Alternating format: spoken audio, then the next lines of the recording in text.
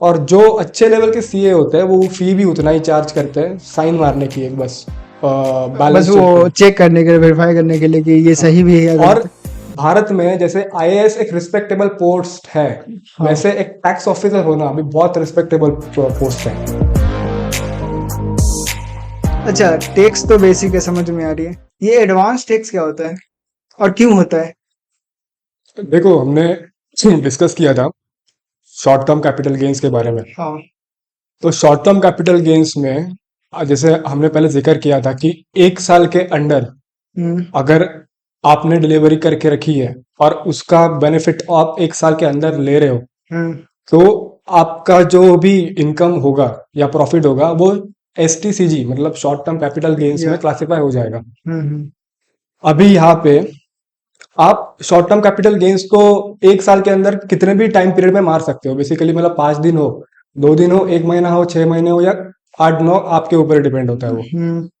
तो यहाँ पे एडवांस टैक्स का कॉन्सेप्ट क्या आता है कि आपको 4 महीने के इंटरवल्स में, जो एवरी 4 नहीं, sorry, every 3 months, every 3 months के इंटरवल में आपकी जितनी कमाई हुई है, जितना आपका प्रॉफिट हुआ है, उस प्रॉफिट का कुछ परसेंट हिस्सा आपको गवर्नमेंट को देना है।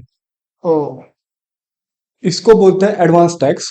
तो हम तो टैक्स दे ही रहे हैं, हाँ, फिर एक्स्ट्रा क्यों देना है? एक्स्ट्रा नहीं है ये उसी का पार्ट उसी है। का पार्ट है ये। तो एडवांस नाम क्यों रख दिया? क्योंकि हम एडवांस में दे रहे हैं। अच्छा, पहले दे रहे हैं। हाँ, देखो यहाँ पे पास्ट टेंस का फर्क होता है। हाँ। एडवांस्ड टैक्स अलग है और एडवांस टैक्स अलग है। एडवांस्ड मतलब ज्यादा एडवांस्ड हो, ये एडवांस है, पहले पहले दे रहे हो पहले आप देना advance। है। हाँ। अभी ये जो एडवांस टैक्स है, इसमें हाँ। जो फाइनेंशियल ईयर अपना स्टार्ट होता है मार्च में, यस। सॉरी 31 मार्च को एंड होता है, 1 अप्रैल को स्टार्ट होता है फाइनेंशियल ईयर। तो पहला जो आपका एडवांस टैक्स का पेमेंट होगा वो आप जून में दोगे, और जितने जून तक, अप्रैल में स्टार्ट हुआ ईयर, जून तक जब ईयर आ रहा है, क्लोज हो रहा है जून तक, उस वक्त तक आपने जितना भी प्रॉफिट कमाया है उसका 15% आपको देना पड़ेगा बैंक को, सॉरी गवर्नमेंट को, और पहले देना पड़ेगा। हाँ, जून का वो डेट होगा 31 जून। हाँ। वो जून आ गया, एंड हो गया जून, आपको 15% आपका टोटल प्रॉफिट देना है। अच्छा, वो प्रॉफिट चाहे जहां से भी आए, अगर ट्रेडिंग से आए तो? एसटीसीजी, वही बोला ना मैंने, एसटीजी। अच्छा, हाँ। ये एसटीसीजी का पार्ट है। एडवांस टैक्स के कॉन्सेप्ट एलटीसीजी में नहीं लगता, स्पेकुलेटिव में नहीं लगेगा और नॉन स्पेकुलेटिव में भी नहीं लगेगा, ये सिर्फ एसटीसीजी में लगेगा। और जून में 15% देना है आपको। उसके बाद जून के बाद सितंबर आता है, उसमें आपका टोटल प्रॉफिट का 45% देना है। अच्छा, बढ़ते जाता है। हाँ, बढ़ते जाएगा। पहले 15 दिया और 45 दे रहे हैं। क्योंकि ये परसेंट बढ़ता क्यों है, क्योंकि आपका जो रेवेन्यू है वो भी टाइम के हिसाब से बढ़ रहा है। जितना टाइम जाएगा एसटीसीजी में, उतना आपको प्रॉफिट भी ज्यादा बड़ा मिलेगा। तो आपने जून में 15% दे दिया, उसके बाद सितंबर में आपको 45% देना होता है। फिर दिसंबर में आपको आपके प्रॉफिट का 75% देना है, और फिर मार्च एंडिंग तक आपको पूरा 100% देना है, पूरा 100% ऑफ द टोटल प्रॉफिट।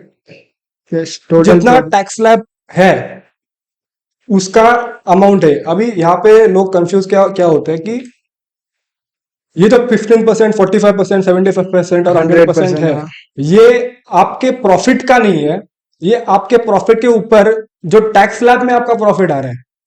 अच्छा, वो जो टैक्स स्लैब के अकॉर्डिंग आपको जो टैक्स लगेगा, उसका ही 15, 45, 75 और 100% है। तो ईयर खत्म होने के वक्त आपको आपका सारा जो टैक्स बचा हुआ है according to your tax slab, जैसे कि हमने टैक्स स्लैब का जिक्र किया था, उसके अकॉर्डिंग जितना भी आपका टैक्स होगा उसका आपका 100% आपको कंप्लीट करते जाना है। अभी यहाँ पे ये बात आती है कि आप इंटरपोलेट कैसे करोगे, आपका जो मनी है उसको इंटरपोलेट कैसे करोगे। मतलब मैं ये कहना चाह रहा हूं कि 15% of the total revenue you earn till June, इसका आपको देना है। और फिर आपको देना पड़ेगा 30% of what you will earn of what you will earn. You have not earn that, आपने अभी तक वो अर्न किया नहीं है, करने वाले हो। करने वाले हैं। उसका 30% फिर 75 फिर 100% देना है। तो आपको एक रफ आइडिया होना चाहिए कि आप ईयर एंड होने तक कितना कमा लोगे।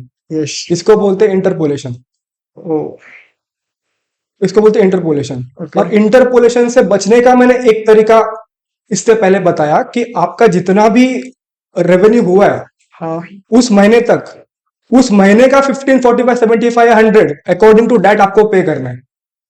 ओ ये इंटरपोलेशन से बचने का तरीका है। ओके। नहीं तो आप मनी इंटरपोलेट मार के आप रेवेन्यू दे सकते हो आपका according to your tax slab.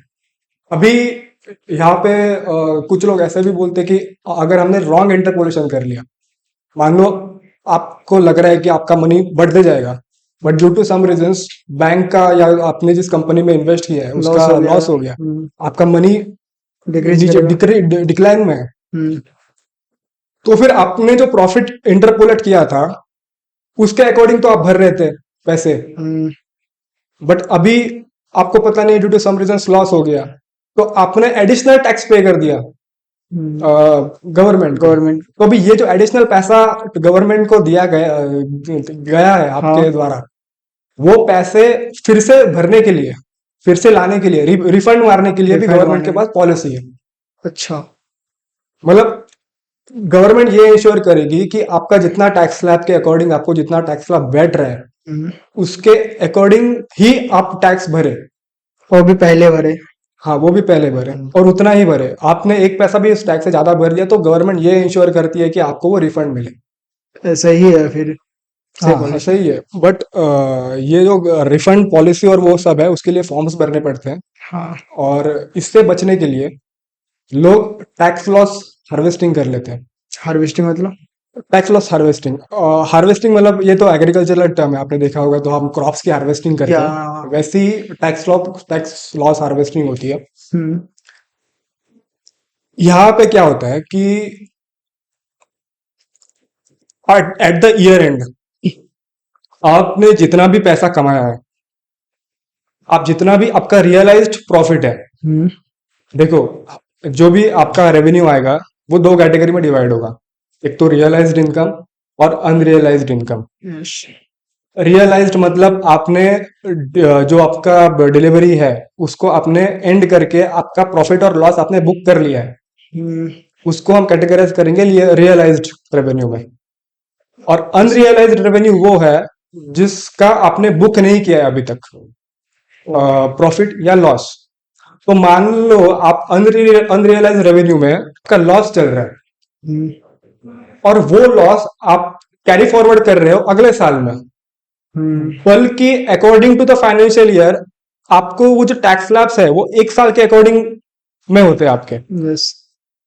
But ये जो अनरियलाइज्ड रेवेन्यू में आपका जो पैसा अटका हुआ है, मान लो लॉस हुआ है आपका और अभी तक वो लॉस आपने बुक नहीं किया है, वो लॉस आपका अगला फाइनेंशियल ईयर में कवर होगा, कवर नहीं होगा, ढकेला होगा। अच्छा, ढकेला एक्सटेंड हो जाएगा ये सोच के कि आपका कवर हो जाएगा, जैसे आप अभी आपने जिक्र किया, ये सोच के कि वो आगे जाके कवर हो जाएगा।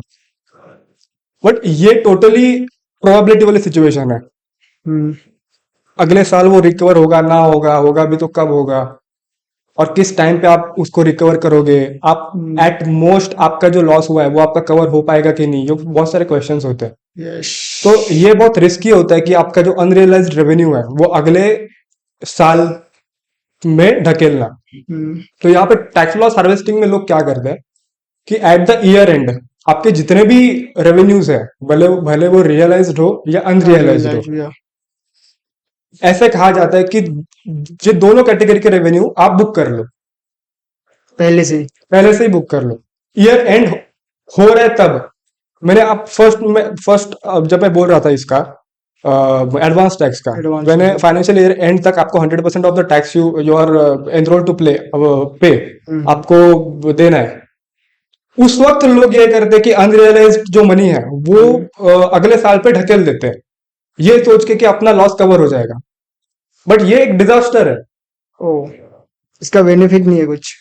देखो ये तो पूरा प्रोबेबिलिटी का गेम है। अभी आपने इन्वेस्ट किया था उस कंपनी में ये सोच के कि वो कंपनी ग्रो करेगी और लॉस कर गई, तो ये तो पूरा प्रोबेबिलिटी का गेम है कि कभी क्या हो जाए, और पूरे साल में कंपनी इतने ज्यादा चेंजेस करती रहती है, हाँ। कभी कुछ हो जाए आप प्रेडिक्ट नहीं कर सकते। तो लोग ये मान के चलते कि जो लॉस अनरियलाइज्ड अभी है वो अगले साल हम उसको ढकेल देंगे और वो कवर हो जाएगा। हम्म। बट ये करना एक डिजास्टर होता है, अगर वो लॉस कवर नहीं हुआ तो वो कंपनी और लॉस में चली गई तो। जी, एयरबाज बढ़ भी सकता है, अगले हाँ, साल नहीं हुआ तो फिर हाँ, अगले साल करो, फिर कुछ अगले साल हाँ करो। कुछ कुछ कुछ कह नहीं सकता। तो इससे अच्छा टैक्स लॉस हार्वेस्टिंग में आप जितना भी आपका अनरियलाइज्ड और रियलाइज्ड रेवेन्यू है हाँ। वो आप बुक कर लेते हो at the end of the year. Hmm. अभी इससे कई लोग ये बोलते हैं कि अगर आपका रियलाइज्ड प्रॉफिट है और आपका अनरियलाइज्ड लॉस है, हम्म। अगर आपने वो अनरियलाइज्ड लॉस करके रियलाइज में ढकेल दिया तो आपका नेट लॉस हो गया। हाँ। रियलाइज्ड प्रॉफिट है और अनरियलाइज्ड आपका लॉस है, लॉस है। और आपने दोनों बुक कर लिया, अनरियलाइज को रियलाइज लॉस में कन्वर्ट करके आपने चेंज कर दिया, तो आपका यहाँ पे नेट लॉस हो रहा है। हम्म। तो ऐसे सिचुएशन में खुद को डालना कितना अप्रोप्रिएट है, ये भी एक बड़ा क्वेश्चन मार्क लोग उठाते हैं और टैक्स लॉस हार्वेस्टिंग के ऊपर।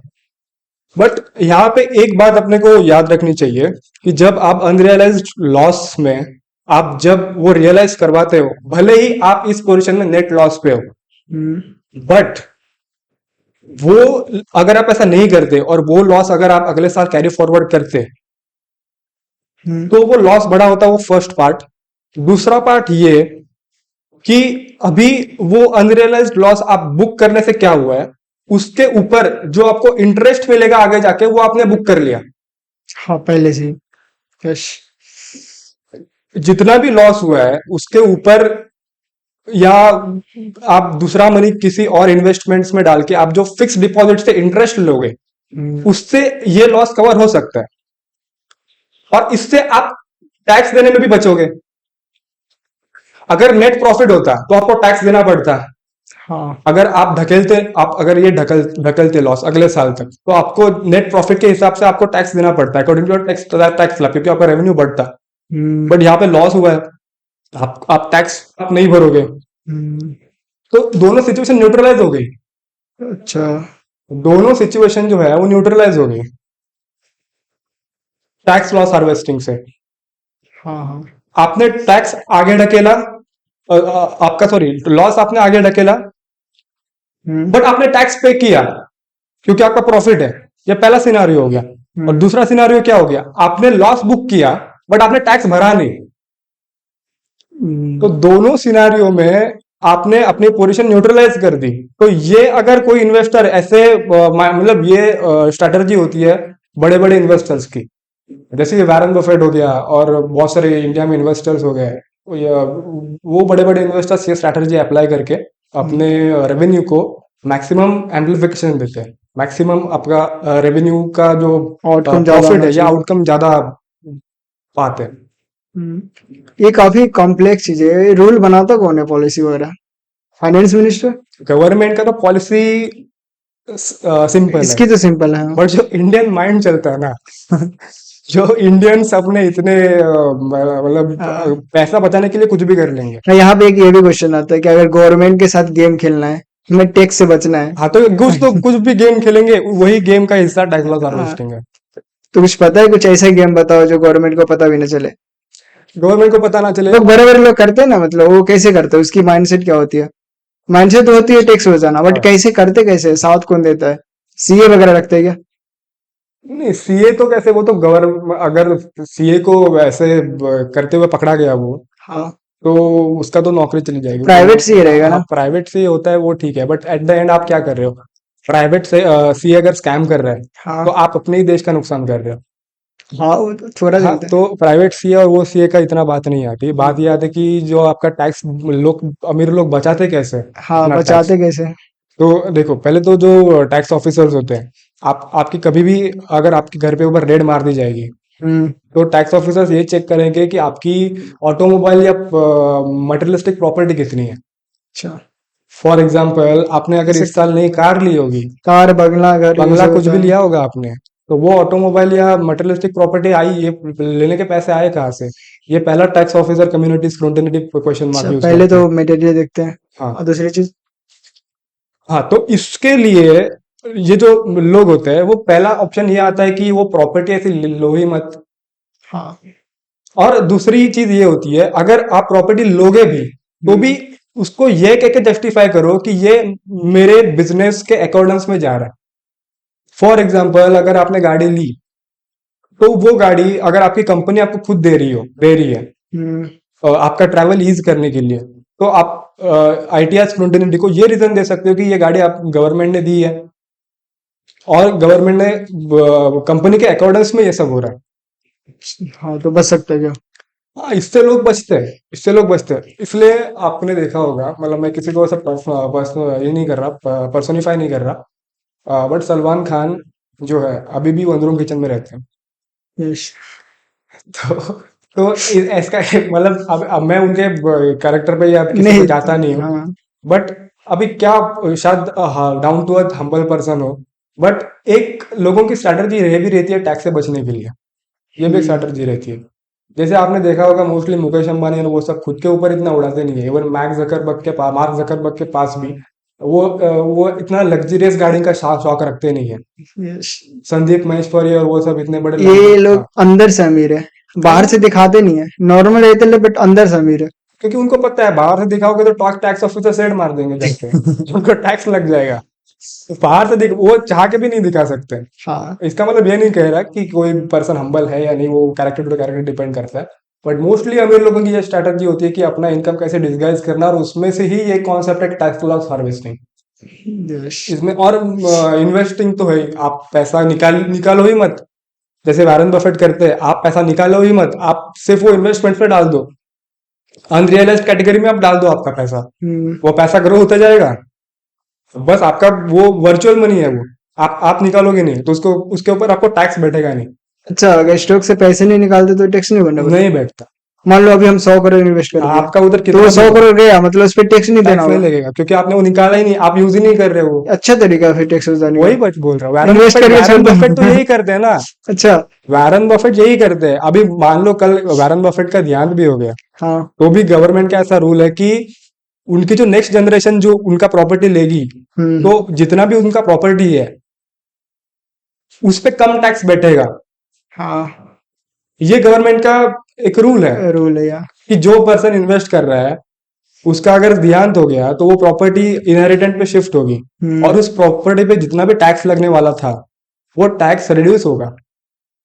तो एक तरह से जो ये लोग होते हैं वो अपने आगे वाली जनरेशन का भी सोचते हैं। तो ये एडवांस टैक्स और टैक्स लॉस हार्वेस्टिंग से बचने का एक तरीका है। अगर आप ऐसे सोचोगे नहीं तो आप अटकते जाओगे, गवर्नमेंट आपको पैसा खाती जाएगी। हाँ, तो गवर्नमेंट के साथ खेलना आना चाहिए, गवर्नमेंट सोचना आना चाहिए। सेंसिबली खेलना चाहिए। ये सब गेम्स जो है वो सेंसिबली खेलना बस चाहिए। बट टैक्स देना अच्छी बात है, देना भी टैक्स चाहिए, देना अच्छी बात है। बट इतना भी नहीं कि आधे दे दो।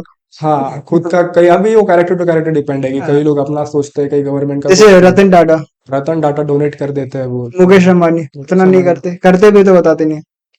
और कई लोगों के इसके भी ऊपर डिपेंड होता है कि शौक है लोगों को या ना है कार्स का, प्रॉपर्टी का।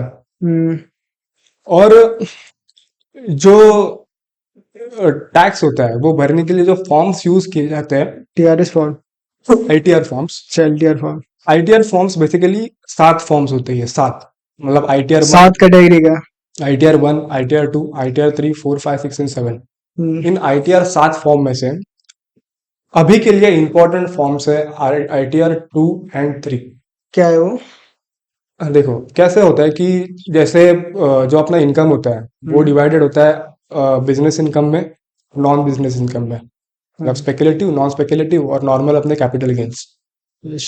तो ITR 3 फॉर्म आप तभी भरते हो जब आपका इनकम इंटायरली बिजनेस इनकम है।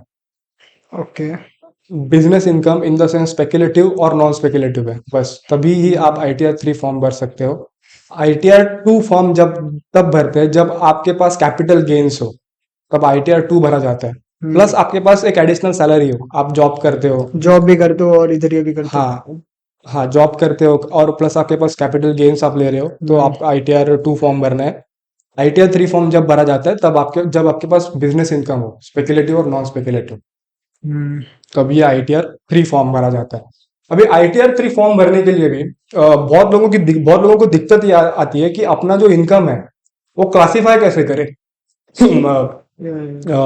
बिजनेस इनकम में और नॉन और बिजनेस इनकम बिजनेस में, इनकम में। इनमें कैटेगराइज कैसे करें, ये बहुत लोगों को दिक्कत आती है।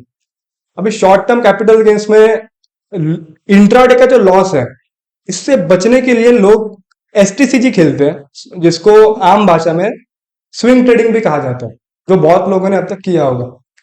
स्विंग ट्रेडिंग में आप वही करते हो कि इंट्राडे से बचने के लिए आप डिलीवरी लेते हो, आपका अगर प्रॉफिट हुआ तो आप दूसरे या तीसरे दिन आपका प्रॉफिट बुक करते हो। यस, इससे प्रॉफिट आप हुआ तो प्रॉफिट हुआ तो हम्म, लॉस होगा तो आप ये एक्सपेक्टेशन में रहते हो कि वो आगे पीछे लॉस कवर होता जाएगा।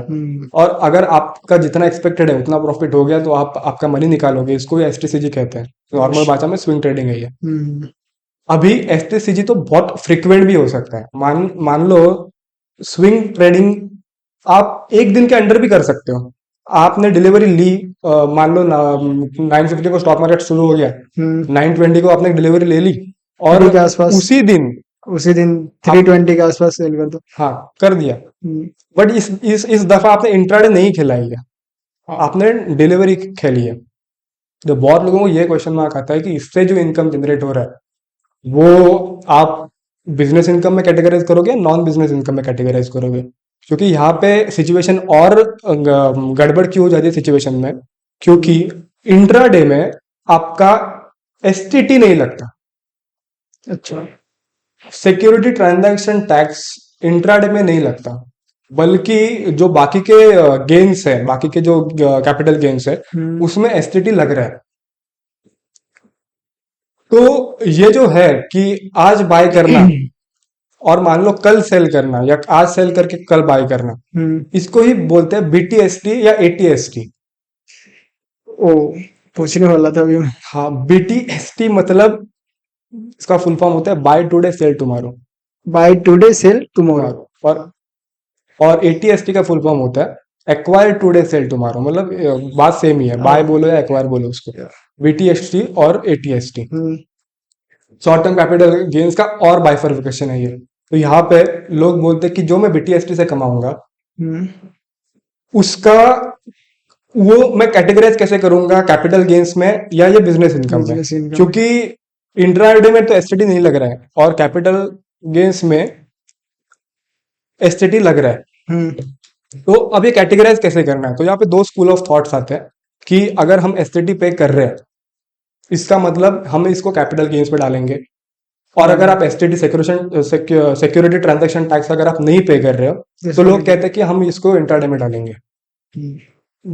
बट मेरे हिसाब से ये करना चाहिए कि अगर आपका BTST की फ्रीक्वेंसी ज्यादा हो, आपकी BTST करने की फ्रीक्वेंसी ज्यादा हो, तो मेरे हिसाब से ये इंट्राडे में आपको डालना चाहिए। सॉरी, इंट्राडे में नहीं, बिजनेस इनकम में डालना चाहिए।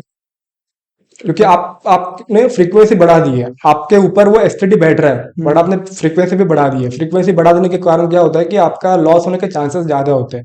लॉस होने के चांसेस जब ज्यादा होते हैं तो वो सिचुएशन इंट्राडे और इसमें कुछ ज्यादा फर्क बचता नहीं है। तो इसके अकॉर्डिंग अगर आपकी फ्रीक्वेंसी ज्यादा हो BTST करने की, तो ये इनकम आपको स्पेकुलेटिव इनकम या बिजनेस इनकम में कैटेगराइज करना चाहिए। और अगर आपकी फ्रीक्वेंसी कम हो करने की BTST या ATS की, तो आपको इसको कैपिटल गेन्स में धकेलना चाहिए। इसका अब तक कुछ प्री डिफाइंड रूल नहीं बना गया? नहीं, वही बोल रहा हूँ। जो अपने इनकम को क्लासिफाई करना होता है कैपिटल गेन्स या बिजनेस इनकम में, वो टोटली गवर्नमेंट ने आपके ऊपर छोड़ दिया। अच्छा, कि आपको कैसे आपका इनकम कैटेगराइज करना है। बट इस कैटेगराइजेशन में अगर स्कैम हो सकता है क्या? हाँ, वही बोल रहा हूँ ना, अगर इस कैटेगराइजेशन में अगर आपने इधर उधर कुछ गड़बड़ कर दी, आपको गवर्नमेंट ने समझा कि पैसा कहीं तो जैसे इंसान जनरेट कर रहा है, गवर्नमेंट पूरे फोकस रखती है, तो आपके घर पे वो गाड़ियां भेज दी जाएगी स्क्रूटिनिटी की, आपको उठाया जाएगा और फिर गवर्नमेंट के ऑफिस स्क्रूटिनिटी ऑफिस में बैठाया जाएगा इनकम टैक्स ऑफिसर के सामने, ये बोलने के लिए कि जो पैसा आ रहा है वो कहाँ से आ रहा है। अगर आपने कुछ चालाकी करके यहाँ वहाँ आपका मान लो कैपिटल गेन्स का इनकम आपने बिजनेस इनकम में ढकेल दिया, बिजनेस इनकम कैपिटल गेन्स में ढकेल दिया, और वो BTST STST इसका आपने मिक्स कर दिया, स्पेकुलेशन नॉन स्पेकुलेशन ये इधर उधर कर दिया, तो आपके ऊपर जो इंटरेस्ट रेट्स बैठेंगे according to this four slabs, four categorisations, वो अलग अलग होंगे। जैसे स्पेकुलेटिव इनकम में अलग टैक्स बैठेगा आपको उसके अकॉर्डिंग, नॉन स्पेकुलेटिव में अलग बैठेगा, एसटीसीजी और एलटीसीजी में अलग अलग टैक्स बैठेगा। तो अगर आपने ये कह के कि एलटीसीजी में टैक्स कम है, ये सोच के अगर आपने एसटीसीजी का गेन एलटीसीजी में ढकेल दिया, ये सोच के कि आपको टैक्स कम बैठेगा, और आईटीआर फॉर्म में ऐसा ढकेल दिया, उसमें झोटा वोटा कुछ ले लिया। हाँ, तो आप ये सोच रहे हो कि मुझे टैक्स कम बैठेगा, टैक्स कम बैठेगा तो पैसे ज्यादा आएंगे, हाँ, पैसे ज्यादा आएंगे तो आपकी प्रॉपर्टी बढ़ेगी, प्रॉपर्टी बढ़ेगी तो गवर्नमेंट एक क्वेश्चन मार्क पूछेगी कि ये आई कहाँ से आई प्रॉपर्टी। कहाँ से? तो वहां पे आपको अगर पकड़ा गया तो फिर फाइन लगते हैं, तो हिसाब एक ही हो जाता है। और फाइन वो ज्यादा लगेंगे जितना आप टैक्स भरोगे ईमानदारी करके, उससे ज्यादा ही फाइन लगता है।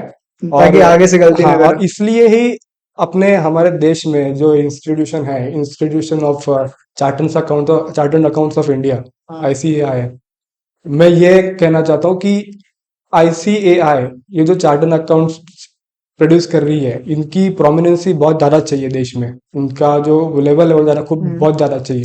ज्यादा अवेयरनेस नहीं रखती क्या वो? चाहिए तो नहीं, नहीं है। This is one of the best institutes अच्छा। Who produces ICAI. जैसे इंजीनियरिंग के लिए आईआईटीज होता है, डॉक्टर्स के लिए एम्स होता है, वैसे चार्टर्ड अकाउंटेंट्स के लिए आईसीएआई होता है, okay. Institute of chartered accounts of India. वो एक सेंट्रलाइज्ड बोर्ड है ये सीए लोगों का। तो जो इस बॉडी के अंदर जो सेंट्रलाइज्ड कॉलेजेस होते हैं, जैसे कि पोद्दार कॉलेज मुंबई में एक है, वो इस आईसीएआई के द्वारा सेंट्रलाइज्ड है। तो इस कॉलेज से जो बच्चे बाहर निकलेंगे वो एक बहुत प्रोमिनेंट सीए बनेंगे। और इसके लिए एक सीए की जो स्टडी है और जो अवेयरनेस है उनका होना बहुत जरूरी है देश को बचाने के लिए और स्कैम्स बचाने के लिए। क्योंकि अगर आप स्कैम्स बचाओगे तो आपकी देश की इकोनॉमी बढ़ेगी, इकोनॉमी बढ़ेगी तो जीडीपी बढ़ेगी, जीडीपी बढ़ेगी तो एम्प्लॉयमेंट्स भी ज्यादा होंगे। तो घूम फिरा के वो अपने पे ही आ रहा है, अपने पे यार, और ये ज्यादा रिस्पॉन्सिबिलिटी उनकी होती है सीए वगैरह। सीए वालों की होती है। तो सीए का मतलब काम ये होता है, मतलब यही हो ना, उनको अगर कोई इंसान रखता है तो मतलब क्यों रखता है, किस कंडीशन में रखता है? सीईओ को क्यों रखना चाहिए? ऑडिट मारने के लिए, ऑडिट मारने के लिए। और सीए का काम यही होता है, ऑडिट मारो। ऑडिट का मतलब ही ये होता है चेक। हाँ भाई। ऑडिट मेरे हिसाब से ग्रीक या लैटिन टर्म है, उसका हाँ। इंग्लिश ट्रांसलेशन चेक होता है। तो आपका जो आपने ये आरटीआर फॉर्म्स भरे हुए हैं, हम्म। इसका ऑडिट मारने के लिए सीए को बिठाया जाता है।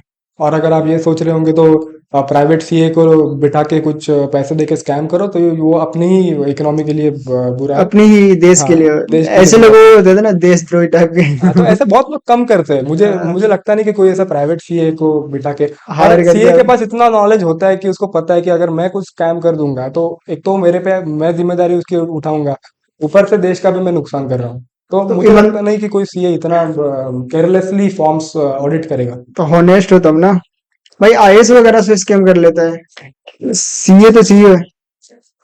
सीए तो सीए है।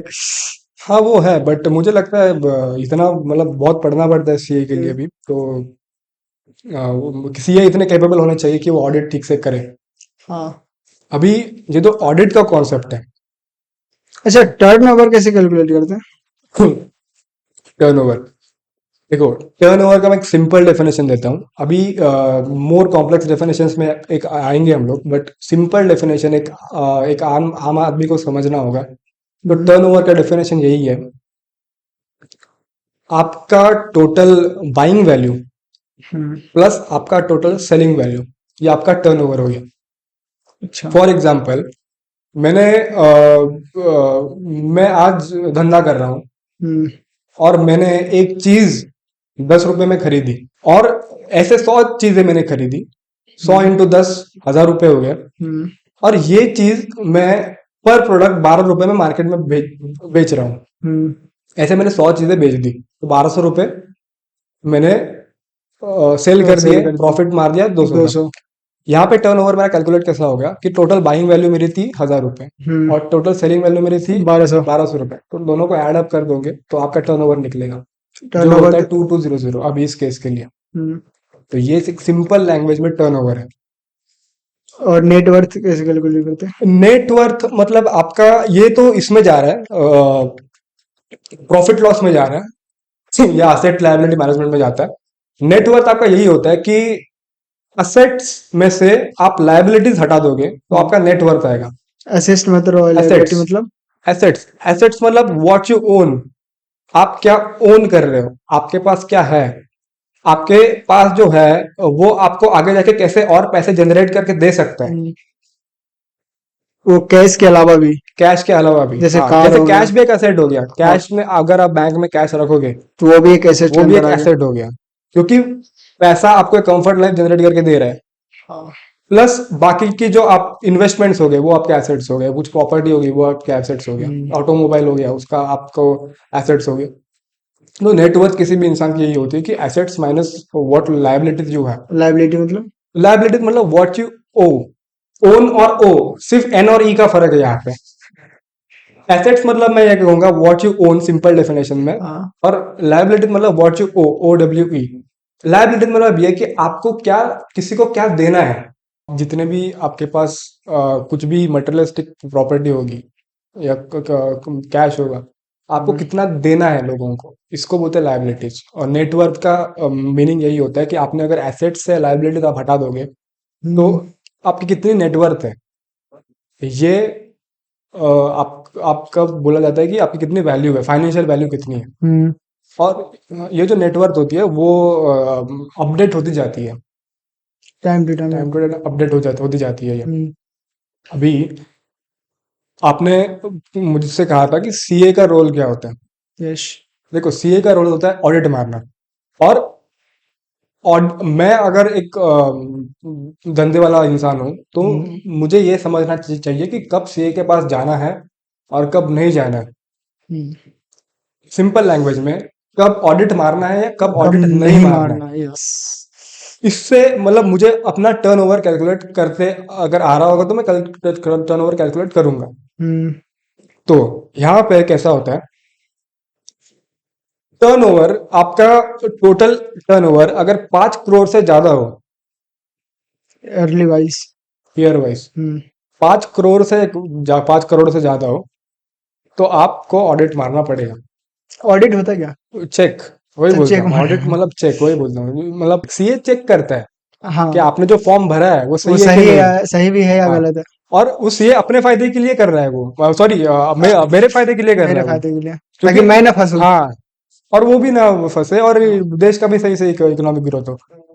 तो इसलिए कोई पर्सन का को कितना भी नॉलेज हो फाइनेंस का या फॉर्म कैसे भरने हैं उसका, बट मेरे हिसाब से एक सीए को अपॉइंट करना ही चाहिए, सीए के पास जाना ही चाहिए। खुद ब खुद फॉर्म भरना, पहले बात तो दिल को तसल्ली नहीं मिलती।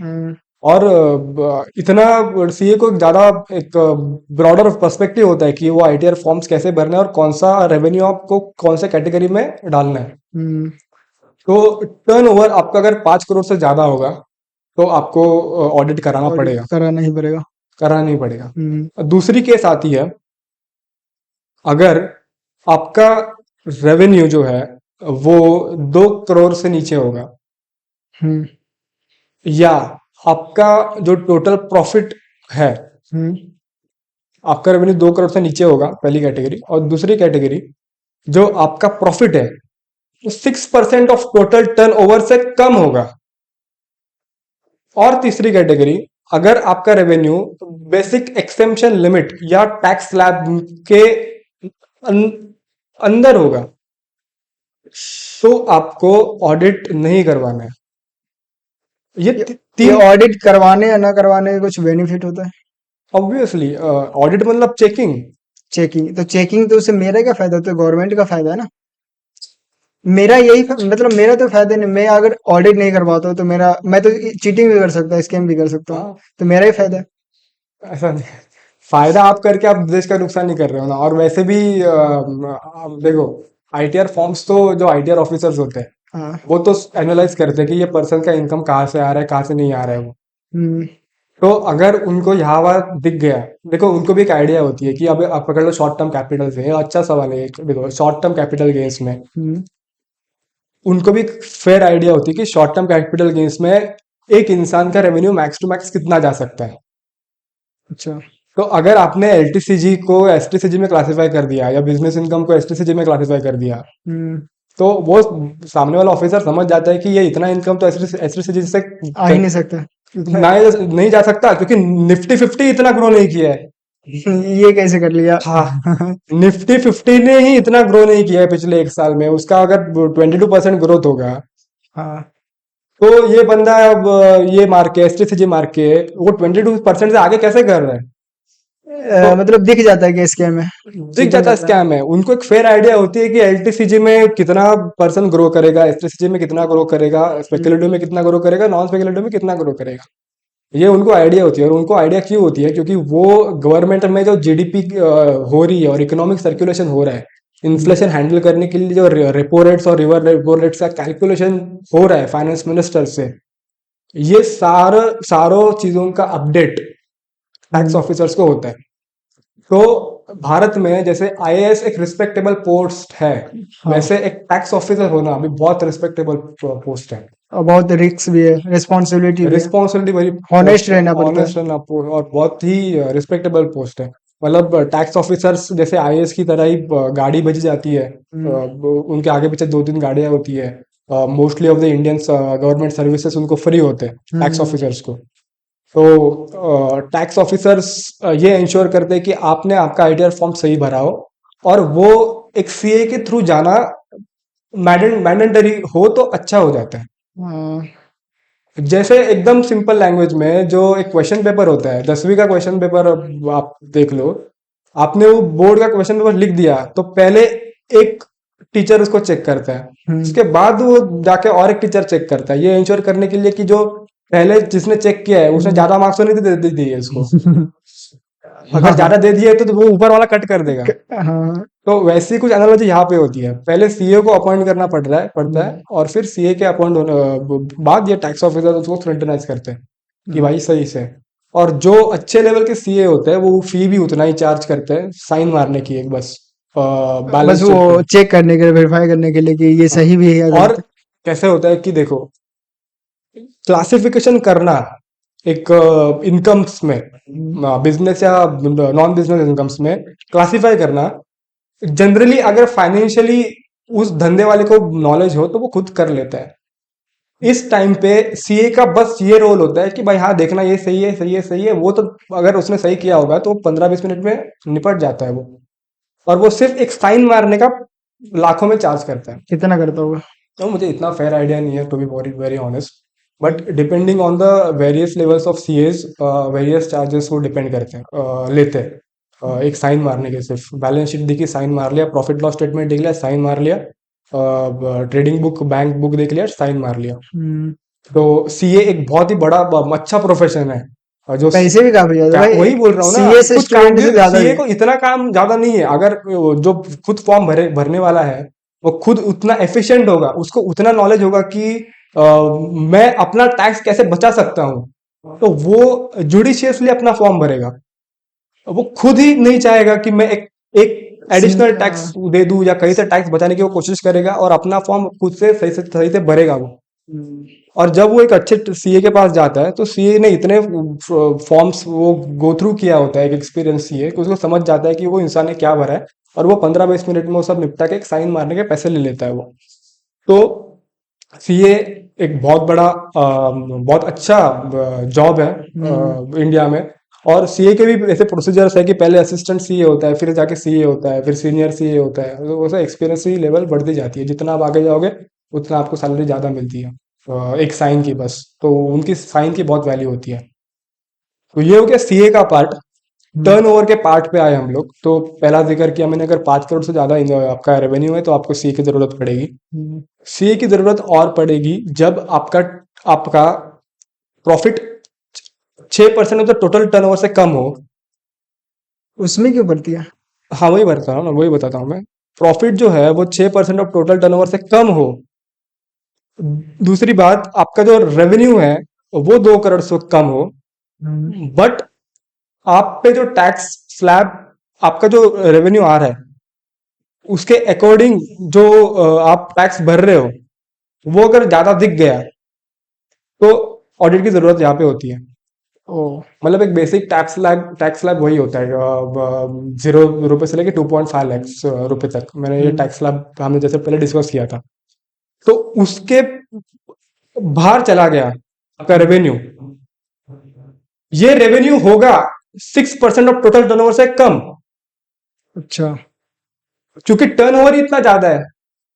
अगर किसी का रेवेन्यू टैक्स स्लैब से ऊपर जा रहा है, इसका मतलब क्या है कि टर्नओवर ही बहुत ज्यादा है। मतलब आपका जो प्रॉफिट है, मान लो आपने 20 लाख किया होगा, तो हाँ आपको जो टर्नओवर निकलेगा वही 40-50 निकलेगा लाख।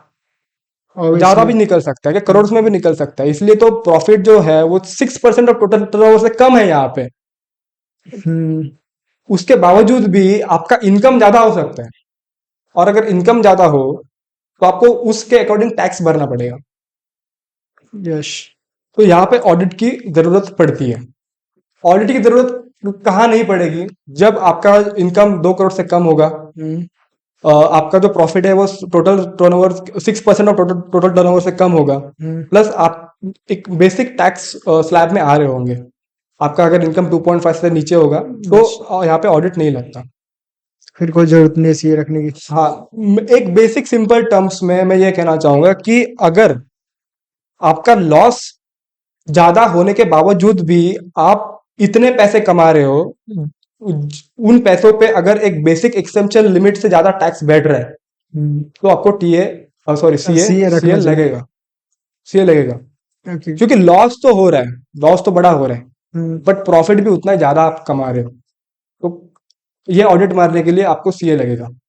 हम्म अभी जो टर्न ओवर मैंने स्टार्टिंग में डिफाइन किया था, total buying value plus total selling value, ये सिंपल भाषा में टर्न ओवर हो गया। बट ये टर्न ओवर हो गया on the basis of market. मतलब मार्केट मार्केट इन सेंस ये टर्न ओवर ऐसा नहीं है, भाजीपाला का टर्न ओवर नहीं है कि आप टोटल बाइंग और टोटल सेलिंग वैल्यूज ऐड करके आप गवर्नमेंट को दे दोगे। तो अगर डिलीवरी ट्रांजैक्शन होंगे आपके, तो यहाँ पे आपका जो टर्न ओवर है वो दिया जाता है total value of your sales. अच्छा total value of your total value of sales, the sales. हाँ, मतलब योर सेलिंग प्राइस। अगर आपने 8,000 में कुछ लिया होगा, टोटल आपकी बाइंग वैल्यू 8,000 होगा, हम्म और टोटल सेलिंग वैल्यू आपकी 8,200 होगी, हम्म तो आपका टर्नओवर ये माना जाएगा कि टोटल सोलह हजार सेलिंग छह वैल्यू सौ 8,200 है। तो यही आपका टर्नओवर हो गया। ज्यादा होना चाहिए ना। नहीं, ये डिलीवरी ट्रांजैक्शंस में ये होता है। अच्छा डिलीवरी ट्रांजैक्शन में होता है कि आपकी जो टोटल सेलिंग वैल्यू है हम्म यही आपका टर्नओवर होता है। ओके क्योंकि डिलीवरी ट्रांजैक्शंस में ऐसा क्यों होता है, अगर आप पूछोगे तो डिलीवरी ट्रांजैक्शंस में लॉस होने के चांसेस बहुत कम होते हैं। हम्म और मैंने जैसे स्टार्टिंग में कहा कि आपका अगर प्रॉफिट ज्यादा हो और लॉस भी अगर उतना ही केपेबल हो, ज्यादा हो, हम्म तो आपका बाय डिफॉल्ट टर्नओवर ज्यादा निकल के आएगा, लॉस का मैग्नीट्यूड और प्रॉफिट का मैग्नीट्यूड मर्ज करके। बट यहाँ पे डिलीवरी पे कैसा होता है कि मोस्टली आपका प्रॉफिट होता है, लॉस ज्यादा होता नहीं है, तो आपका टर्नओवर कम निकल के आता है। इस इस इसके लिए जो गवर्नमेंट ने ये कहा है कि जो आपका जो टर्नओवर होगा वो आपकी जो सेलिंग प्राइस, सेलिंग क्वांटिटी जितनी होगी उतना उतना आपका टर्नओवर होगा। हम्म तो ये हो गया डिलीवरी ट्रांजैक्शंस के लिए। इंट्राडे में ऐसा कुछ कॉन्सेप्ट आता इंट्राडे में कॉन्सेप्ट इसका ये है, इंट्राडे पहले तो स्पेकुलेटिव में आता है, स्पेकुलेटिव इनकम में। है। और यहाँ पे आपका टर्नओवर, देखो इंट्राडे में कैसा है,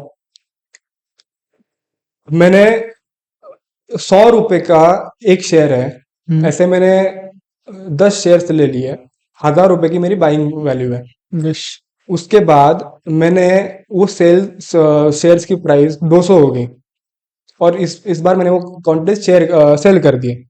तो 2,000 इंटू 100, हम्म मैंने बाइंग कितना किया था, 1,000 इंटू सॉरी 100 100 इंटू इंटू 10 पे। 10 मैं सेल कहाँ पे क्या क्या कर रहा हूँ, 200 इंटू 10, 1,000 इंटू 10 का बाइंग है, सेलिंग 200 इंटू 10 का है, 2,000 और 1,000, मेरा प्रॉफिट कितना निकल गया, 1,000 रुपए का प्रॉफिट निकल के आया मेरा। ये हो गया एक ट्रांजैक्शन। दूसरा ट्रांजैक्शन मैं ये कर दूं कि वही अभी 200 रुपए का शेयर हो गया था, वो अभी मैंने वहां से फिर से बाय किया मैंने वो 200 रुपए पे। ओके ये 200 रुपए का मैं थोड़े दिन बाद उसका प्राइस 50 हो गया मान लो, हम्म तो मैंने बाइंग वैल्यू थी मेरी 2,000, और मेरी सेलिंग वैल्यू कितनी होगी, 500 रुपए। 500 तो यहाँ मुझे पहले तो प्रॉफिट हो गया था 1000 रुपए का, फिर लॉस हो गया फिर 500 लॉस हो का। गया। ओवरऑल तो 500 का मुझे प्रॉफिट हो गया। बट यहाँ पे आपका टर्नओवर कैलकुलेट कैसा होगा कि पहला प्रॉफिट फिर लॉस का। फिर लॉस का मैग्नीट्यूड आपको प्लस करना है, माइनस नहीं करना है। अच्छा। हाँ।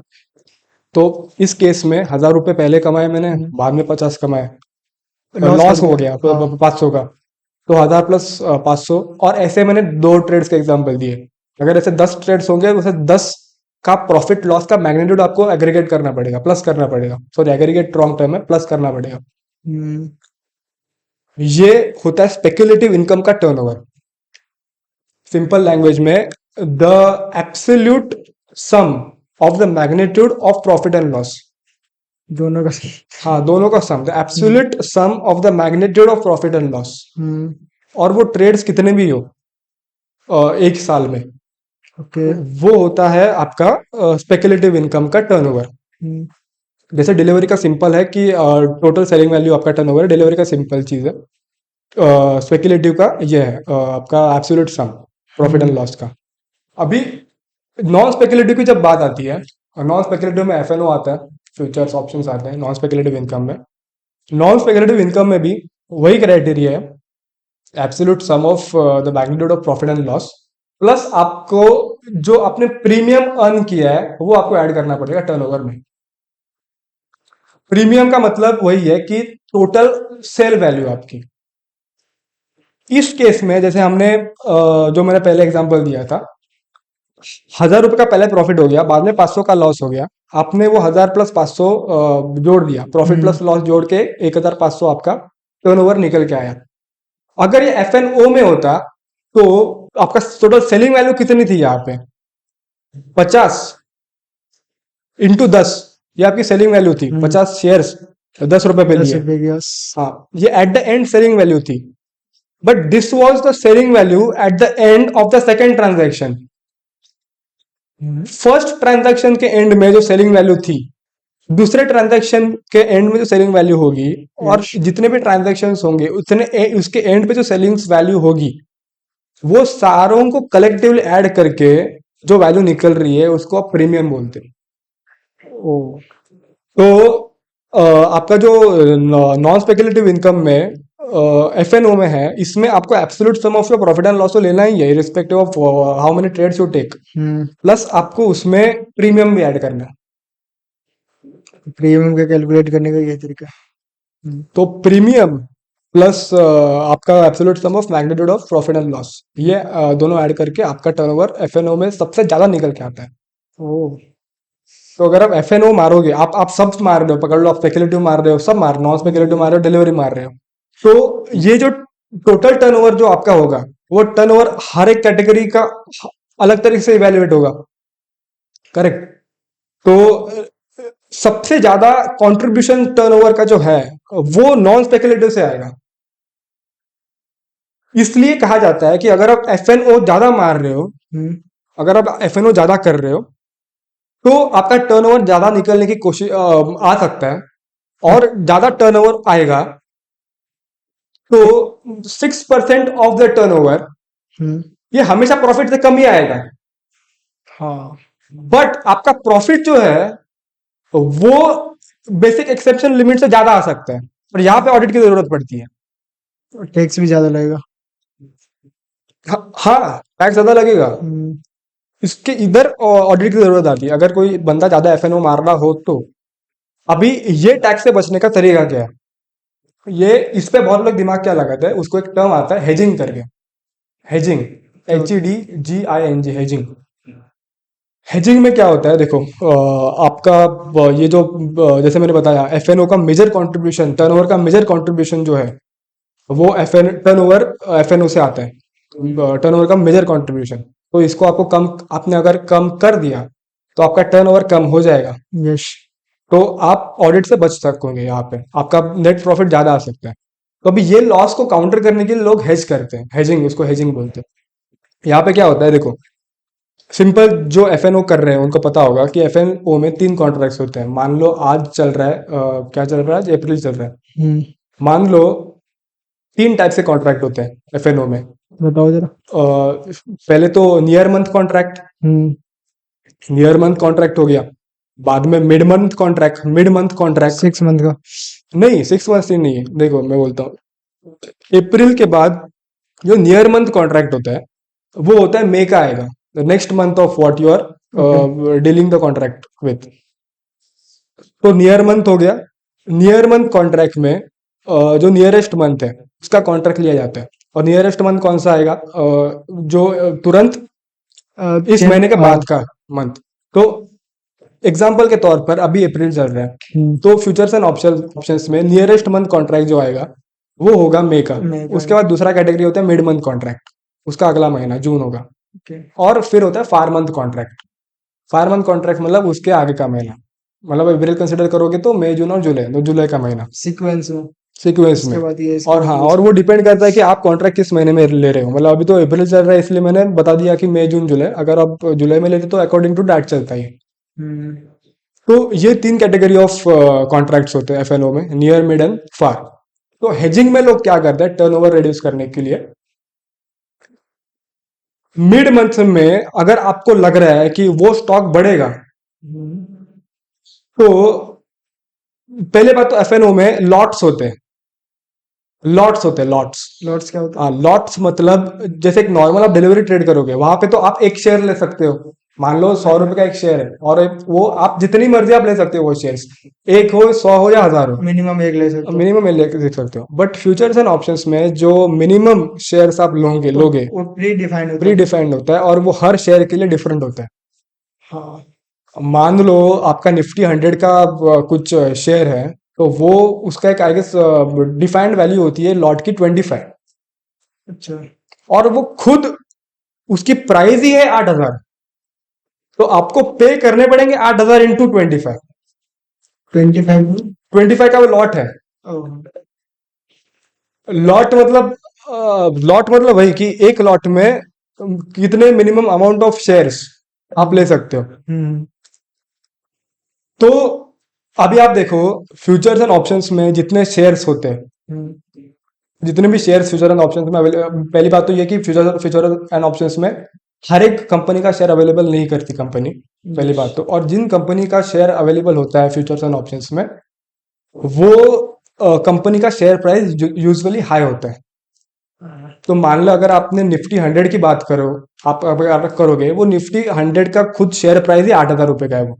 जैसे कि एमआरएफ हो गया, एमआरएफ वो भी अभी 10,000 का राउंड चल रहा है। टाइटन का हो गया वो, महंगा होने के रीजन क्या रहता है? क्योंकि वो कंपनी अच्छी कर रही है प्रोग्रेस।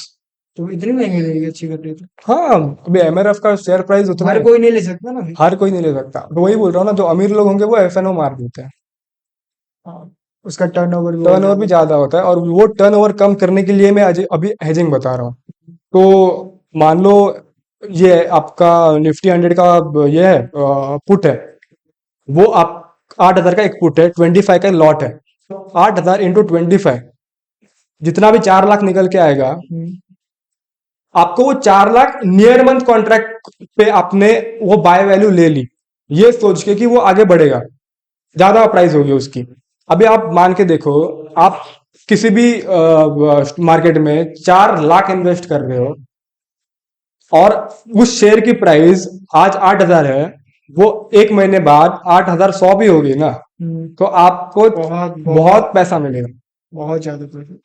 तो ये एफएनओ का बहुत बड़ा एडवांटेज होता है। But the other side of the coin is loss हो गया तो आपका आप घर जा सकता है, घर जा सकता है, आप डूब सकते हो यहाँ पे। तो यहाँ पे future and option totally risky, total risk ही है। घर आ भी सकता है, घर जा भी सकता है, क्योंकि स्लॉट्स डिफाइंड है, और जिन शेयर्स के स्लॉट डिफाइंड है वो शेयर्स महंगे होते हैं जनरली। तो इसके लिए आपको एफएनओ खेलना है तो आपको बड़ा इन्वेस्टमेंट डालना पड़ेगा। और अगर आपकी किस्मत या प्रेडिक्शन चल पड़ा तो आपकी चल पड़ी, फिर अगर नहीं चल पड़ी तो लॉस हो जाएगा। अभी ये सेव करने के लिए लोग क्या करते हैं, देखो अगर आप ऐसे एफएनओ मार रहे हो तो आपका टर्नओवर ज्यादा ही आएगा, और ये टर्नओवर को भी बैलेंस करने के लिए गवर्नमेंट ने प्रीमियम रखा था, जो मैंने बात की पहले। अभी मैंने नियर मंथ कॉन्ट्रैक्ट ले लिया 4 लाख का, मैंने ये सोचा कि वो कंपनी प्रॉफिट करेगी।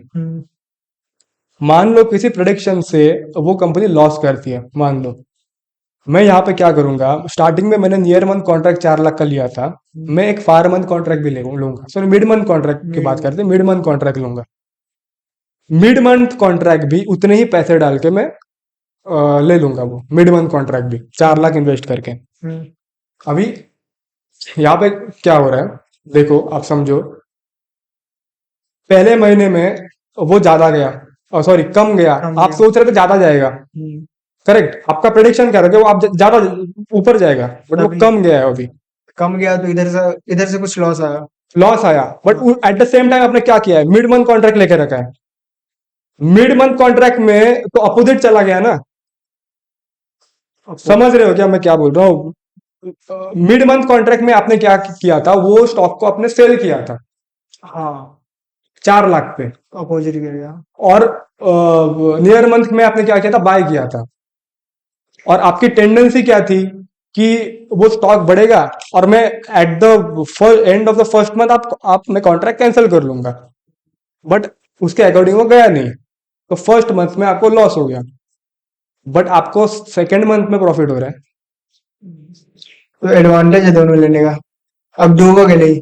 हाँ, बट इस बार क्या होगा पता है, जो लॉस होगा नियर मंथ से, जो नियर मंथ कॉन्ट्रैक्ट से जो आपका लॉस हो रहा है, हाँ वो loss plus mid month contract में आपको जो प्रॉफिट हो रहा है, वो दोनों मिला के आपके हाथ में ज्यादा से ज्यादा 50-100 रुपए लगेंगे। इतना कम तो?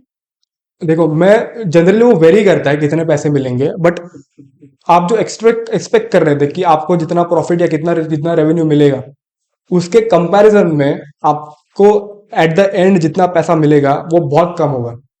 ये मैंने 100 या 10 रुपए, 100-200 रुपए मैं उस हिसाब से बोल रहा हूँ कि क्योंकि मैंने स्टार्टिंग में 8 लाख इन्वेस्ट किए थे, 4 लाख मैंने मिड शॉर्ट मंथ का किया था, नियरेस्ट मंथ का, और मिड मंथ में मैंने 4 लाख किए थे, टोटल 8 लाख किए थे। अगर मैं 8 लाख नहीं करता, अगर मैं 4 लाख का कॉन्ट्रैक्ट लेता, तो मैं आज लॉस में होता। अगर कंपनी डिक्रीमेंट कर जाती तो, हाँ डिक्रीज कर जाती। हाँ हाँ, और अगर प्रॉफिट का तो बात ही नहीं है, बट अगर लॉस से बचने के लिए मैंने 8 लाख लगाए थे। मिड नियरेस्ट मंथ में मैं एक्सपेक्ट कर रहा था कि ज्यादा बढ़ेगी, और मिड सॉरी नियरेस्ट मंथ में मैं सोच रहा था कि वो बढ़ेगी, मिड मंथ में मैं सोच रहा था कि डिक्लाइन होगी। अगर यहाँ पे ट्रांजिशन आ जाए तो, जैसे मिड मंथ तक डिक्रीज किया, हाँ, उसके बाद सॉरी मिड मंथ तक नियर मंथ नियरेस्ट तक मंथ का, डिक्रीज किया, हाँ, और नियर मंथ खत्म होते ही फिर से डिक्रीज करना यू स्टार्ट हैव द होगा। Option to cancel the contract, अच्छा कैंसिल कर सकते। यही फायदा होता है। फिर से डिक्रीमेंट किया तो बेनिफिट भी होगा क्योंकि नियर मिड मंथ से, करेक्ट करेक्ट है ना। करेक्ट लेकिन करेक्ट फिर से नियर मंथ तक डिक्रीज किया, उसके बाद इंक्रीज करने लगा तो गया फिर। Correct, absolutely correct. तो वही होता है, अगर आपका प्रेडिक्शन बहुत ही सही निकला और आपने 4-8 लाख इन्वेस्ट किए ये सोच के कि वो बढ़ेगा ही, तो आपका 1 मंथ कंप्लीट होने के बाद को आपको प्रॉफिट मिलेगा ही, प्लस उसके बाद का महीना भी आपको प्रॉफिट मिलेगा। अच्छा मैंने सुना था वो टर्न ओवर कैलकुलेट करने के कुछ तरीके होते हैं, एग्जाम्पल के साथ आप बताओगे? देखो, टर्न ओवर कैलकुलेट करने के बेसिकली 2 तरीके होते हैं।